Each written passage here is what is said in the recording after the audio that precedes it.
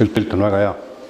Kui me siin nüüd lõpurivistusel vaatasime neid mehi ja naisi, kellel on hea relvastus, kellel on head oskused ja mis on kõige olulisem, kellel on väga tugev tahe. Ja häbeneda ei ole midagi. Samas loomulikult ma ütlen, et väljaõppemomente on veel palju.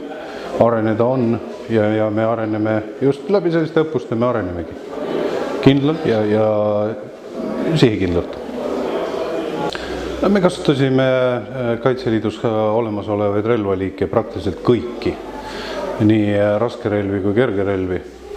Aga tähelepanu ei olnud mitte ainult relvaliikidel, vaid juhtidel.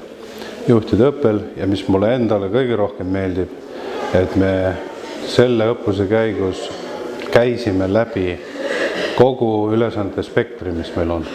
Ehk et me olime täiesti lainel laiapindse riigikaitse, mitte lineaarse sõjapidamise. Ja mul on hea meel siinkohal tänada kõiki, kes õppustest osa võtsid. Muuseas sealhulgas ka meie liitlased ameeriklasi. Aga ma tahan saata ka oma tänu kõikidele, kes toetasid kodus, kõikidele lähedastele, kelle nimel ja kelle heaks me selliseid õppuseid teemegi. Et Eesti saaks olla vaba, et eestlased, Eesti inimesed saaksid tunda ennast vabana.